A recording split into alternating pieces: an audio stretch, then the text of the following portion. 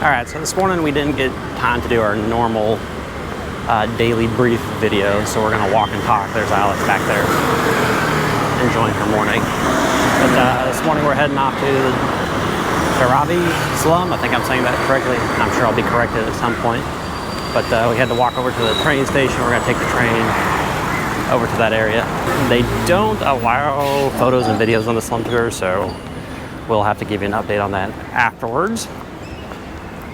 Other than that, Alex survived the first night of Diwali. She was up all night firing off firecrackers and dancing. We're going to continue walking. We'll get to the train station, and then we'll catch up with you guys later.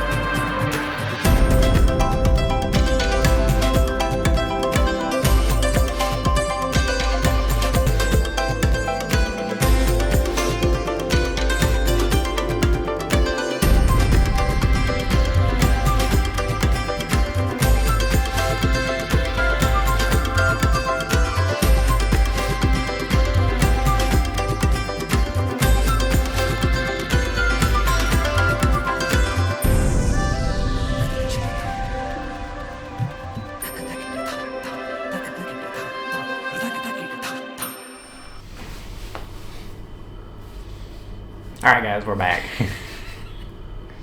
What? Nothing. Yeah, we're back. So we didn't do a very good job yesterday about doing our morning vlog or vlogging throughout the day or Doing a lot of things. But yesterday we did go to the Dharavi Slum, which was kind of neat. It was neat. The tour group we went with, or the tour company we went with, actually has like a little, they call it a non-government organization, which is, from what I can gather, similar to like a non-profit, that they work in the slum and have a little building and they give back to the community essentially. But They provide some, it's for 14 years old and up, and it's basically like basic life skills, how to use a computer, how to make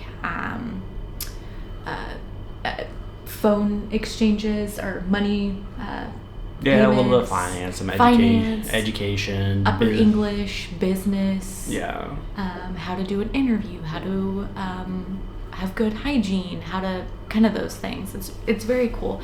And what's really interesting is they actually have, it's, I think, what was it, 350 rupees for the students to participate in this. And is what they do, they don't get any of that money. That is basically a security deposit for those students to show up every day and go to school.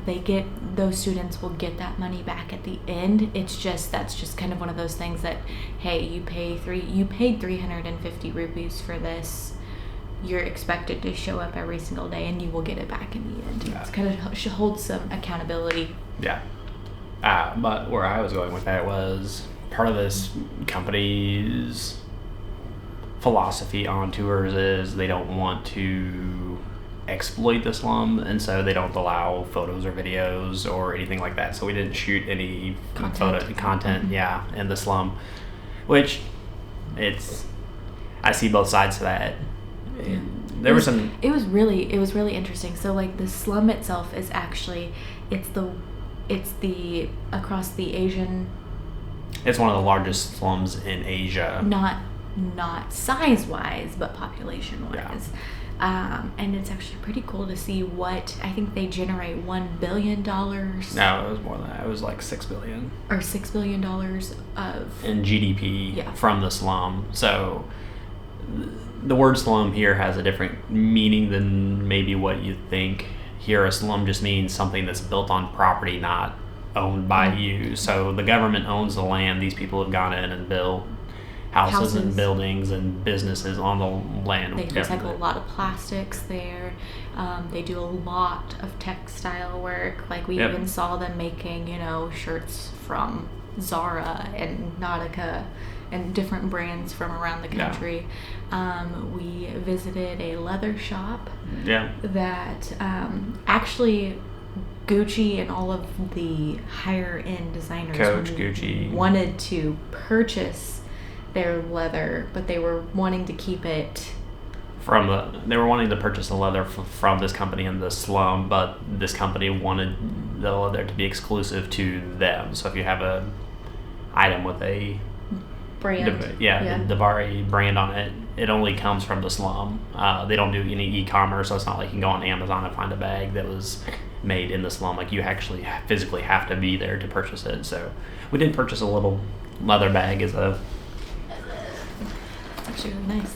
Yeah, it's a nice leather really bag. Really nice bag. It has the Dharavi brand on it. So, but what's crazy is like when you think about it, it's like the other like luxury brands wanted this leather. They wanted to use that as their main leather, but yeah. So I mean, all in all, it was a neat experience. It would have been nice to shoot some content, but we didn't get any. So got to get to see some of into their residential areas, into the housing, and I'm talking like we were walking. Your shoulders were bouncing off the sides of the walkways are so narrow. Walkways. That's how much distance it is between each house. Like you're right on top of everyone. People were out washing their clothes. It was very interesting. Yeah, it was different. It was eye-opening. Yeah, it was eye-opening. Everyone was really nice. The children would come up and give you fist bumps, and they always come up and hello, hi, or they follow you around because they're listening to your English. So, you know, that's just them learning. So we actually are wrapping it up here in Mumbai. And today we are heading off to New Delhi, which shall be interesting. We actually have been watching the news and seeing that because of the holiday season, they've been shooting off fireworks and everything, and it's made the air quality pretty poor and in the severe. So we'll see how that is. Or we may not see some of them. We may not see anything just based on that, but we're gonna wrap it up here and head out. Yeah, gotta go pack our bags. So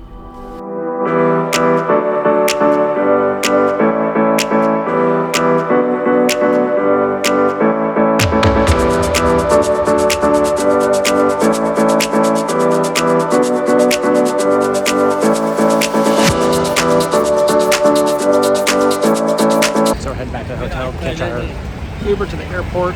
Of course, no trip would be complete without making a Starbucks run. So Alex went to Starbucks and got her chai spice mocha latte. Exciting. So yeah, that's what we're doing. Heading back. I got an Uber coming in half an hour, so still got to finish up putting the final touches on our bag and then heading out.